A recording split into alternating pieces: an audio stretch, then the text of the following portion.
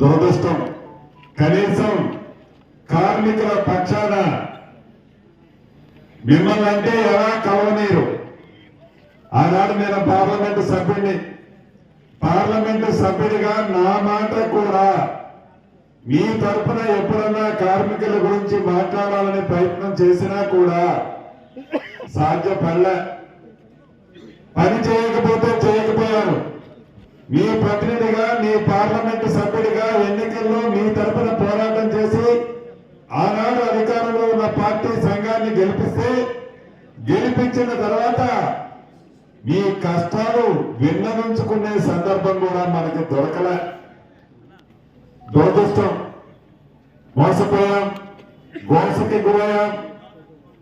అందుకే గడిచిన సార్వత్రిక ఎన్నికల్లో 20 రోజుల క్రితం జరిగిన ఎన్నికల్లో ఎక్కడైతే సింగరేణి గనులున్నాయో, ఎక్కడైతే సింగరేణి గనులున్న ప్రాంతాల్లో కాంగ్రెస్ పార్టీ అభ్యర్థులు ఎమ్మెల్యేలుగా నిలబడ్డారో 12 చోట్ల నిలబడితే ఒక్క దగ్గరే ఓడిపోయాం.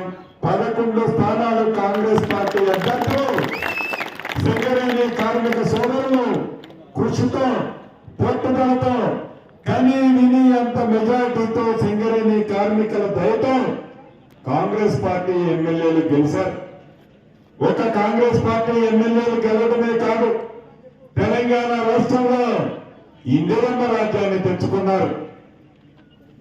ప్రతి కార్మికుడు, ప్రతి కర్షకుడు, ప్రతి ఒక్క అన్న, ప్రతి ఒక్క తల్లి, ప్రతి ఒక్క చెల్లి ఇందిరమ్మ రాజ్యం వస్తే మా బ్రతుకులు బాగుపడతాయి తప్ప మాయమాటలు చెప్పే ప్రభుత్వాలతో ఏమీ వరగదు. గడిచిన 9.5 సంవత్సరాల నుంచి చూసాం.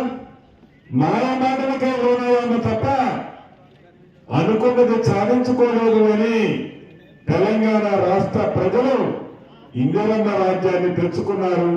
ఆ తెచ్చుకునే దాంట్లో ప్రత్యేకంగా సింగరేణి కార్మికుల పాత్ర ఎంతో ఉంది అని ఈ వేదిక ద్వారా మీకు తెలియజేస్తున్నాను. ఈనాడు గత ప్రభుత్వంలో ఉన్న నాయకులు తిరుగుతున్నారు. మళ్ళీ మాకు ఓటేయండి, మా పోరాట ఫలితం చూపించి ఈ పార్టీ అధికారంలో ఉన్న పార్టీతో ఆ రోజు మేము అధికారంలో చేయలేని కార్యక్రమాలు మళ్ళీ చేసి చూపిస్తాం. అధికారంలో ఉన్ననాడే మీరు చేయలేకపోతే, అధికారంలో ఉన్ననాడే మీరు ఇచ్చిన మాటల కార్మికులకు ఇవ్వలేకపోతే, ఇక అధికారం లేనప్పుడు కేవలం వాగ్దానాలకే పరిమితం అవుతారు తప్ప కార్మిక సోదరులకి మీరు ఇచ్చిన హామీలు ఎలా నిర్వహించగలుగుతారు అని ఈ వేదిక ద్వారా గత ప్రభుత్వంలో ఉన్న నాయకుల్ని ప్రశ్నిస్తున్నాను. ఇక రెండో పార్టీ ఉంది, అధికారంలో లేదు. ఆనాడు అందరం కలిసి పోరాటం చేసి వారిని గెలిపించాం, తప్పులేదు. ఎందుకంటే మిత్రపక్షమైన ఆ పక్షాన్ని గెలిపించాం. నేనే అనేక వేదికల మీద చెప్పాను, పోరాటం చేసి గెలిపించుకున్నాం, కలిసి ప్రయాణం చేస్తున్నామని చెప్పారు.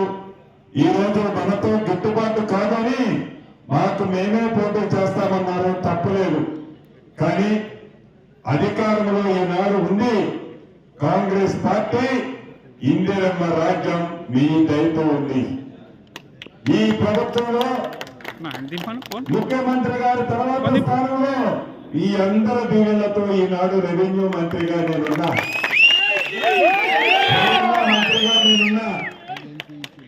నా గురించి ప్రత్యేకంగా మీకు చెప్పనవసరంగా ఒక మాట ఇస్తే, ఒక మాట అంటే, ఒక భుజము తడితే ఎన్ని కష్టాలు వచ్చినా, ఎన్ని ఇబ్బందులు వచ్చినా, ఎన్ని వరదలు వచ్చినా నా నమ్ముకున్న కార్యకర్త కోసం, నా నమ్ముకున్న కార్మికుడి కోసం, నాతో పయనించే వాళ్ళ కోసం ఎన్ని కష్టాలైనా అనుభవించి వారిని తుదిదాకా తీసుకెళ్లే బాధ్యత తీసుకునే మనస్తత్వం అని మీ అందరికీ తెలియజేస్తాను. ఆనాడు నాకు అధికారం లేదు, ఆనాడు నాకు పదవులు లేవు. చివరికి ఎంపీగా ఉన్న ఆ ప్రభుత్వంలో నా గొంతు విప్పి చెప్పే పరిస్థితి కూడా లేదు. కానీ మీ దయతో ఉన్న మీ ప్రజా పరిపాలన ఏదైతే ఈనాడుందో ఈ ఇందిరమ్మ రాజ్యంలో ఈ సీనన్న స్థానం ఎంత గొప్పదో మీకు తెలియదు కాదు. చెప్పాను, ఈ 2 బెంచ్ ని కూడా ఓపెన్ చేసే కార్యక్రమాన్ని మన ప్రభుత్వం ఇందిరమ్మ ప్రభుత్వంలో చేపట్టుకున్నాం. మా తమ్ముళ్ళు యువతున్నారు, కార్మిక సోదరులు, వారు చదివిన చదువును బట్టి వారు అప్గ్రేడ్ వచ్చే సోదరులు ఉద్యోగాల అప్గ్రేడ్ ఏదైతే ఉందో దాన్ని కూడా మీ అధికారులు, మీ మేనేజ్మెంట్ ని నా ఛాంబర్కే పిలిపించుకుంటాను. తప్పకుండా నా తమ్ముళ్ళు యువతకి కూడా వారు చదివిన చదువును బట్టి అప్గ్రేడ్ చేసే కార్యక్రమాన్ని కూడా చేపట్టుకున్నాను. ఇవన్నీ రావాలి అంటే దున్నపోతుకి గడ్డేసి గీత దగ్గర పాలు పిండితే పాలు రావు. ఈనాడు అధికారంలో ఉంది ఇందిరమ్మ రాజ్యం కాంగ్రెస్ పార్టీ.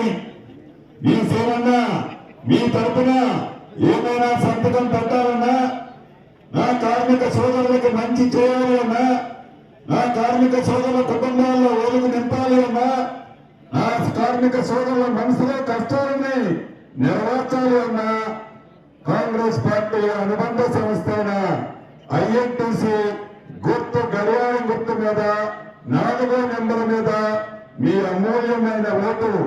ఇక్కడ ఉన్న నా కార్మిక సోదరులే కాదు, ఇక్కడికి రాని కార్మిక సోదరులు 40 మంది ఉన్నారు. ఒక్క కొత్తగూడెం పట్టణంలోనే కాదు, భూపాలపల్లి, ఆదిలాబాద్, కరీంనగర్ జిల్లాల్లో కూడా ఉన్నారు. ఈ వేదిక ద్వారా వాళ్ళు కూడా అభ్యర్థిస్తున్నా.